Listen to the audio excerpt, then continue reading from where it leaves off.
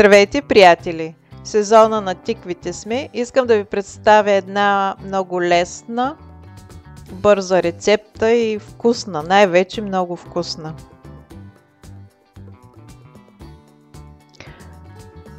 Кошнички от бутер тесто с тиква, карамелизирани орехи.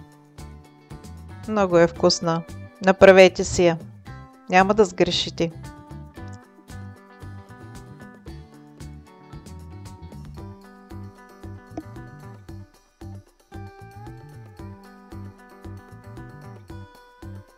Тук е малко трудната част. Тиквата трябва да се обели.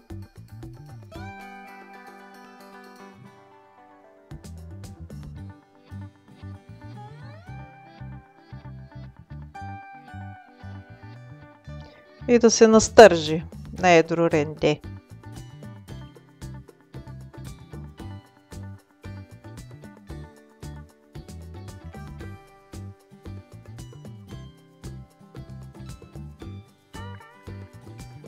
Слагаме тиквата в тиган, захарта, канелата за около 5 минути. Тя ще омекне. Много бързо става.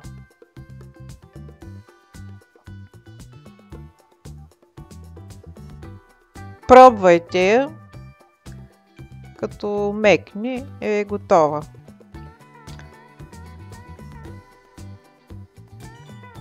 Не повече от 5 минути. Ето, вече е готова.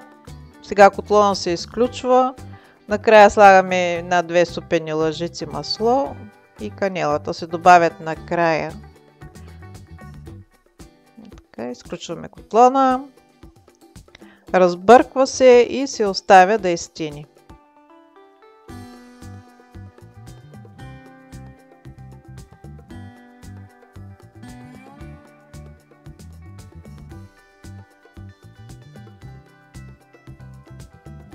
Сега в формички за мафини, на които сме сложили хартиени подложки, слагаме кръгчета. От бутер тестото изрязваме кръгчета с помощта на ринг или чаша с по-остри ръбови.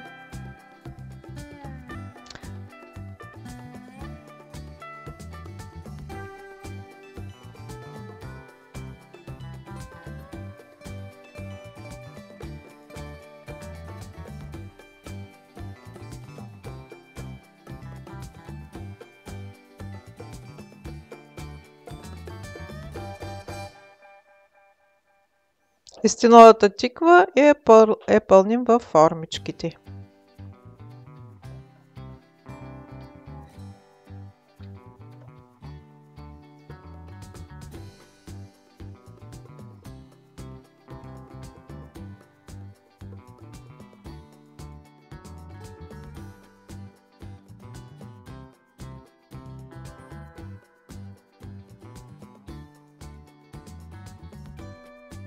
Печем на 200 градуса в загрята фурна, долен и горен рилтан с вентилатор. Ако нямате вентилатор, печете на 220 градуса в средата, слагате тавичката в средата на печката, на фурната.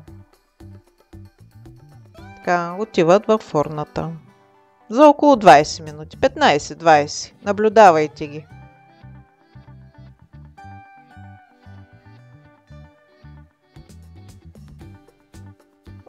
Сега от изрезките може да си направите такива топченца, които после ще украсим кошничките. Нищо не се изхвърля.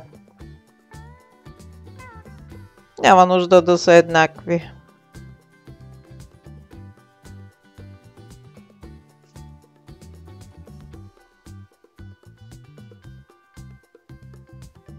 Печат се както така се овалват в захар. Печат се както кошничките. Но по-бързо, те са мънички. Наблюдавайте ги.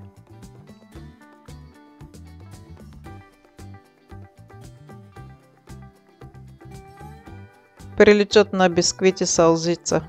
ако някой си е правил. Ето ги, готови са, вече са карамелизирани. Така, тук орехчетата слагаме малко захар, орехи и ги, за да се карамелизират, с тях ще украсим кошничките. Наблюдавайте захарта да не пригори. Щом се разтопи и са готови. Ето вече карамел е готов.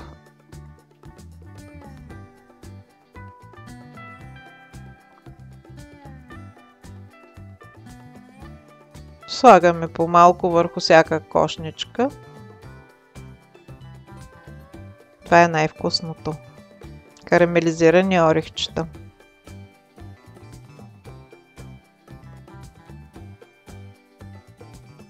Тези кошнички могат да заместят и тиквеника. Даже става по-интересно. Традиционният тиквеник. Може да изненадат и вашите близки. С малко по-необичайна формичка на тиквеник. Така, това е мафинката с тиквата и карамелизираните орехи. А тук е с окрасата. Топченцето. Ето така. Слагате по едно топченце за окраса.